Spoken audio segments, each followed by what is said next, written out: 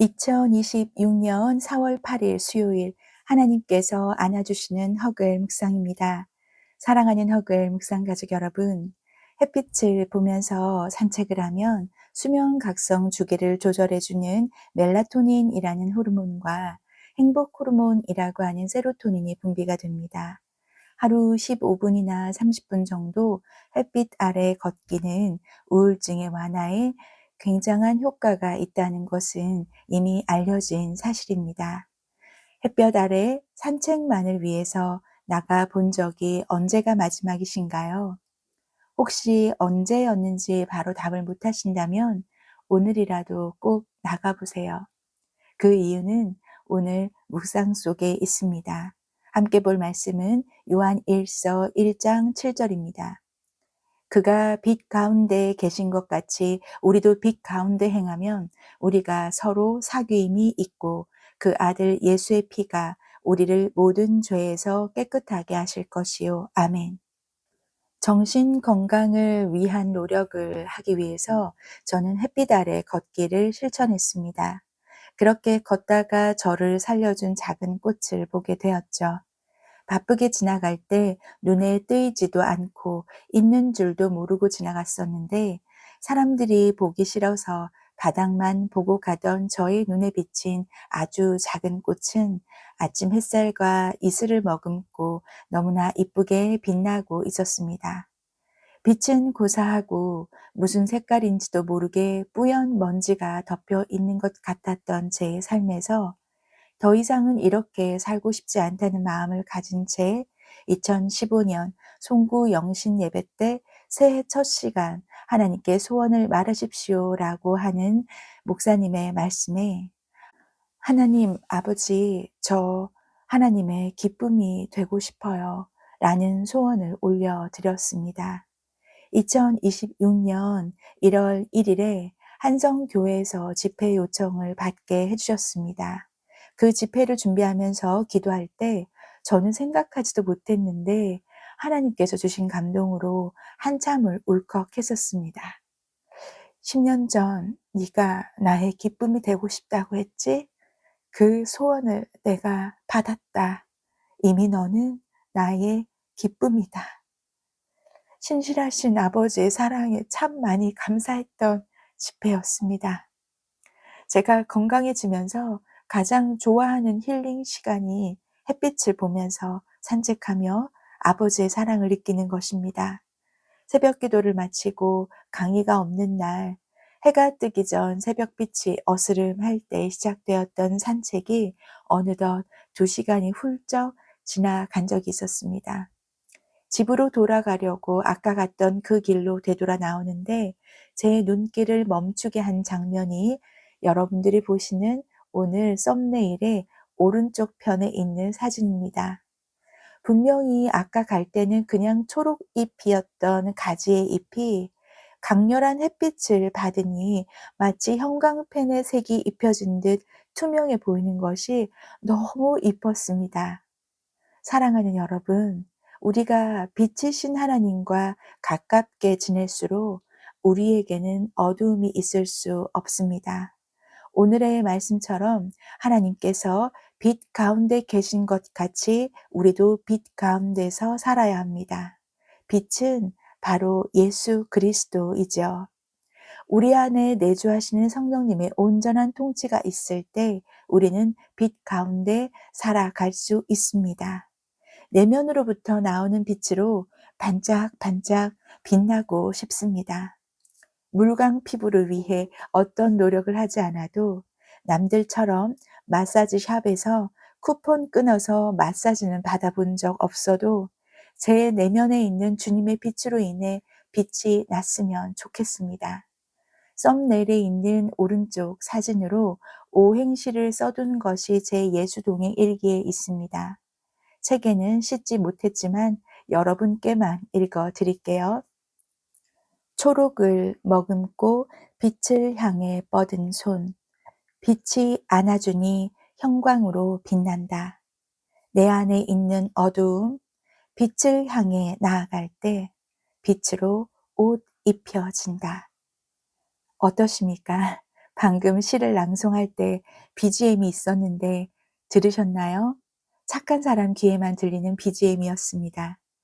빛으로 가까이 가십시오. 빛 가운데 서십시오. 빛 가운데 행한다는 것은 영어 성경에 보면 빛 안에서 걷는다는 것입니다.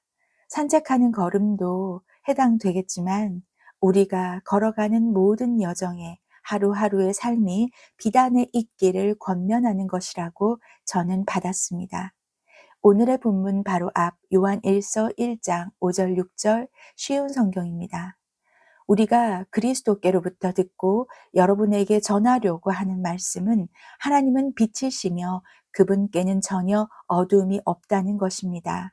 그렇기 때문에 만약 우리가 하나님과 사귀고 있다고 말하면서 여전히 어두움 가운데 살고 있다면 우리는 거짓말쟁이며 진리를 따라 살고 있지 않는 것입니다. 아멘입니다. 빛 가운데 걸어가는 여정에는 하나님과 사귐이 있습니다. 사귀다는 사전적인 의미는 서로 얼굴을 익히고 친하게 지내는 거죠. 얼굴을 익히게 됩니다. 하나님의 얼굴을 구하며 마주 볼 수 있는 것입니다. 빛과의 사귐을 하다 보면 빛으로 더 가까이 가게 됩니다. 햇빛 아래 걷다가 촬영한 사진이 썸네일의 왼쪽에 있는 사진입니다. 저를 살린 그 작은 꽃 덕분에 아무도 눈여겨 보지 않는 바닥에 깔린 꽃을 보는 습관이 생겼습니다.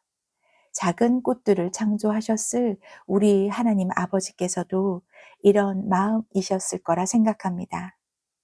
사람들이 너를 주목하지 않고 한 번도 주인공이 되어보지 않았더라도 나는 너를 소중하게 생각한다.